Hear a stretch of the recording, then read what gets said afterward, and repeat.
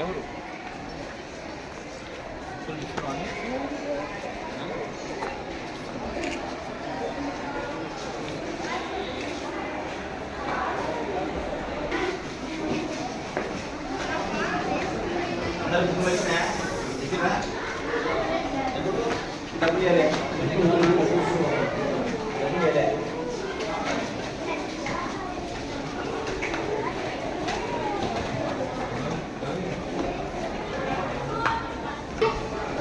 ఇది Narayana school Wanaparthy. Narayana school వనపర్తిది. స్కూల్లో పుస్తకాలు, యూనిఫామ్స్, బ్యాగులు అమ్మకొద్దని నిబంధనలు ఉన్నప్పటికీ కొంతమంది అధికారులు అండతోన వీళ్ళు కొనసాగిస్తూ ఉన్నారు. మరి మేము డిఏఓ గారికి ఫోన్ చేసిన తర్వాత ఎంఏఓ గారికి ఇస్తే వాళ్ళ ఉద్యోగుల గారిని పంపించి ఓపెన్ చేస్తున్నాం. ఏంటన్నా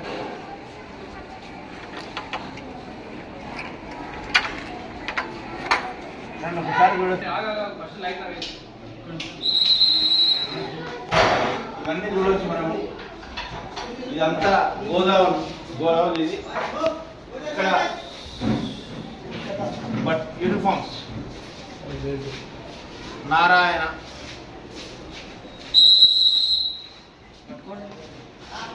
యూనిఫామ్స్ నారాయణ.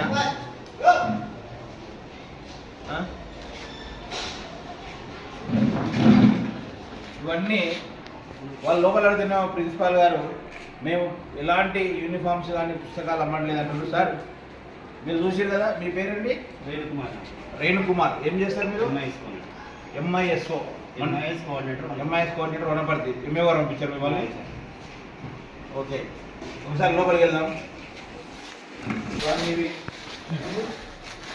సాక్సులు, బెల్టులు సార్ పంపించండి.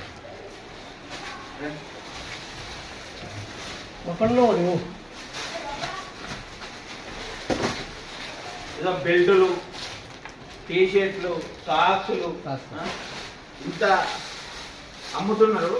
దీనిపైన పక్కనే స్కూల్ పక్కన మళ్ళీ గోదాంలో పుస్తకాలు ఉన్నాయి. మా టీం మెంబర్స్ వెళ్ళి పేరెంట్లకు వెళ్తే చూపించిండు వాళ్ళు. అవి కూడా ఎంఈఓ గారికి ఇన్ఫర్మేషన్ ఇస్తే ఎంఈఓ గారు ఏమంటా ఉన్నారంటే, సార్ స్కూల్ కంపౌండ్లో ఉన్నాయి మాత్రమే మేము చూస్తాము, పక్కన ఉన్నాయి మాకు తెలియదు అంటే మళ్ళీ ఇదేం చేస్తారు, గడ్డి విక్తున్నారు అంటున్నారు అధికారులు. మరి ఇవి అమ్ముతున్నారు కదా, ఇన్ని రోజులు ఏం చేస్తా ఉన్నారు మీరు? మళ్ళీ చూస్తలేరా, పరిశీలిస్తలేరా, విజిట్కి వస్తలేరా మీరు? పక్కలోనేమో మాకు సంబంధం లేదంటారు, ఇక్కడ ఉన్నాయేమో మళ్ళీ చూస్తే మళ్ళీ ఇప్పటికి గంట సేపు మేము రాబట్టి గంట తర్వాత డిఓ గారు ఎంఈఓ గారి కంటే వాళ్ళ కంపెనీకి ఇంత టైం పట్టింది. అంటే ఇవంతా కూడా డిఓ ఆఫీసు లాలుచి పడే డబ్బులు తీసుకునే కార్పొరేట్ ద్వారా విద్యా వ్యవస్థను నాశనం చేస్తూ ఉన్నారు. ఒక డిఓ జిల్లాలో విద్యా వ్యవస్థను గాడిన పెట్టాలి. ఎంఏఓ కానీ డిఓ కానీ వీళ్ళందరూ ప్రభుత్వ స్కూళ్ళ సంఖ్యను పెంచాలని చెప్పి ఒకవైపు రేవంత్ రెడ్డి గారు శాయశక్తులకు కృషి చేస్తూ ఉంటే, ముఖ్యమంత్రి గారి నిర్ణయానికి వ్యతిరేకంగా ఈరోజు జిల్లాలో ఉన్నటువంటి విద్యాశాఖ అధికారులు కార్పొరేట్ కాలేజీ వాళ్ళకు, స్కూల్ వాళ్ళకు ఈరోజు కొమ్ము కాస్తూ పేద విద్యార్థులకు ఈరోజు నాశనం చేస్తూ ఉన్నారు వాళ్ళ బతుకు. నిజంగా మేము ఫీజులు చూసుకుంటే 70,000, 80,000, 90,000, ₹1,00,000 ఈరోజు చెప్తా ఉన్నారంటే ఎంత దోపిడీ. ఇంతకుముందు నారాయణ హైదరాబాద్కే పరిమితం ఉండే, ఇప్పుడు జిల్లాలో విస్తరించి ఇక్కడ వనపర్తి కూడా రావడం జరిగింది. దీనికి ఎవరో గోపాల్ రెడ్డి అంట, హైదరాబాద్ అంట, మొత్తం ఆయన చక్రం చెప్తాడంట. మరి ఏం చక్రం చెప్తావు, ఎవరెవరికి నువ్వు చేసుకుంటావు, ఎవరెవరికి లంచాలు ఇస్తావు అని వనపర్తిలో అవన్నీ నడువో బిడ్డ. ఇక్కడ బీసీ పొలిటికల్ చేసి ఒకటి ప్రజల తరఫున పనిచేస్తూ ఉంది. రాచాలు ఇగొందరు గౌడున్నాడు. మీ ఏషాలు ఏమున్నా బయట వేసుకోవడానికి ఇక్కడ పేద విద్యార్థులతో ఫీజుల పేరుతో అధిక దోపిడీ చేస్తే ఖచ్చితంగా నారాయణ స్కూల్ మూసివేసే వరకు కూడా ఈరోజు బీసీ పొలిటికల్ చేసి ఈరోజు పోరాటం చేస్తుంది. ఖచ్చితంగా ఇప్పుడు అధికారులు కూడా ఇంకోటి చేసే ప్రమాదం ఉంటుంది. ఇది సీజ్ చేస్తారు కదా, మళ్ళీ రేపు వచ్చి వాళ్ళు హైదరాబాద్కి ఇచ్చుకుంటారు. కానీ ఇవి అమ్మినందుకు వాని మీద ఏం కేసు చేస్తారో కూడా చెప్పాలి. మాకు ఇప్పుడు తప్పు చేసినప్పుడు సీజ్ చేస్తే కాదు, వాని మీద కేసు చేయాలి, బొక్కలేయాలి. ఖచ్చితంగా ఈ విషయం పైన జిల్లా ఎస్పీని కూడా కలుస్తాము. ఖచ్చితంగా రేపు రాష్ట్ర స్థాయిలో కూడా అధికారులు కలుస్తాము. ఏదో సీజ్ చేసినాము, వాళ్ళు వచ్చినప్పుడు సంతకం పెట్టి లాక్ వేసినాము పోయినాం అంటే కాదండి. ఇది పెట్టినందుకు వారి మీద ఏం చర్య తీసుకుంటారు. పక్కల గోదాం కూడా రేపు ఖచ్చితంగా దాన్ని కూడా తనిఖీ చేయాలి. పక్కల అమ్మిన కూడా వీడే కదా అమ్మేది. పుస్తకాలంతా మా దగ్గర వీడియో రికార్డులు ఉన్నాయి. పిల్లలతో ఏం మాట్లాడింటారు, పేరెంట్స్తో ఏం మాట్లాడారు అనేది అవన్నీ కూడా బయట పెడతాం. నారాయణ శ్రీ చైతన్య స్కూళ్ళను, కార్పొరేట్ స్కూళ్ళను ఈరోజు తరిమి కొట్టాలని చెప్పి ఈ సందర్భంగా పిలుపునిస్తారు. ఎందుకంటే ఇక్కడ లోకల్గా నిరుద్యోగులు కొన్ని మంది స్కూల్ పెట్టుకుంటారు చిన్న చిన్న బతుకు తెరువు కోసం.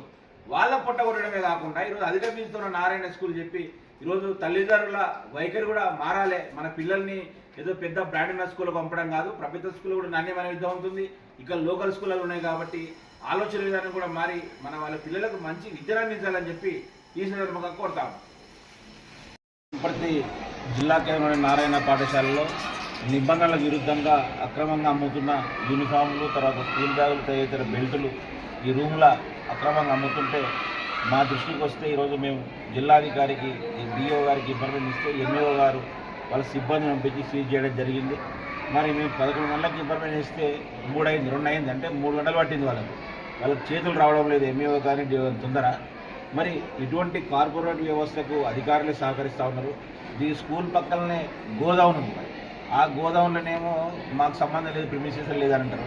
మళ్ళీ ప్రిమిసెస్లో ఉన్న ఈ అమ్ముతుంటే మీరు విద్యాశాఖ అధికారులు ఏం చేస్తూ ఉన్నారు? మన గాడిద పనులు చదువుతున్నారా, లేకుంటే ఏం చేస్తూ ఉన్నారు మీరు?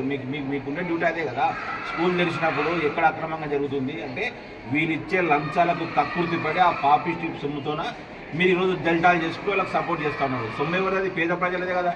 కాయ కష్టం చేసి వాళ్ళు రూపాయి కూడబెట్టుకొని పిల్లలు మంచి చదివించుకోవాలని చెప్పి కార్పొరేట్ వాళ్ళ మాయలో పడితే ఆ కార్పొరేట్ వాళ్ళు జలగల్లా పడి పీడిస్తుంటే అధికారులు మీరు వాళ్ళకి సపోర్ట్ చేస్తారు. నిజంగా దీంట్లో ఉన్నాయి కూడా మాతో అన్ని ఏ బ్యాగులు ఎంతోనో క్లియర్గా ఉన్నాయి. టోటల్గా కౌంటింగ్ కూడా మళ్ళీ ఇది లోపాయకారికంగా మాకు ఇన్ఫర్మేషన్ లేకుండా ఓపెన్ చేసి తీసిన మాత్రం దీనిపైన రాష్ట్ర స్థాయిలో కూడా కంప్లైంట్ ఇస్తాం.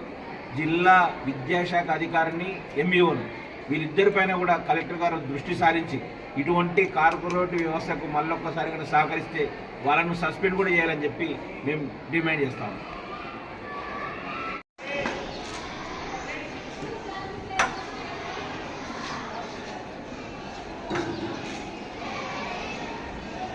లోపలన్నీ కౌంట్ చేసుకున్న బ్యాగు ఫస్ట్ మనం ఒక్క బ్యాగు మిస్ అని తెలుస్తుంది. వాటర్ కానీ బ్యాగ్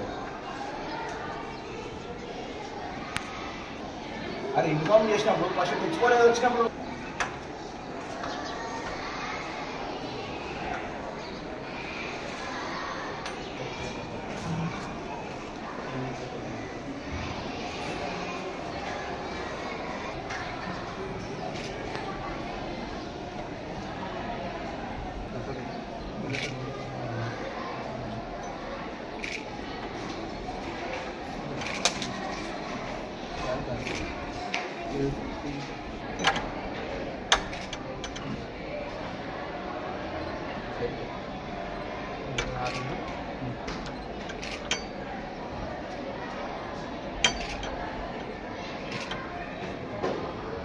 Yardım.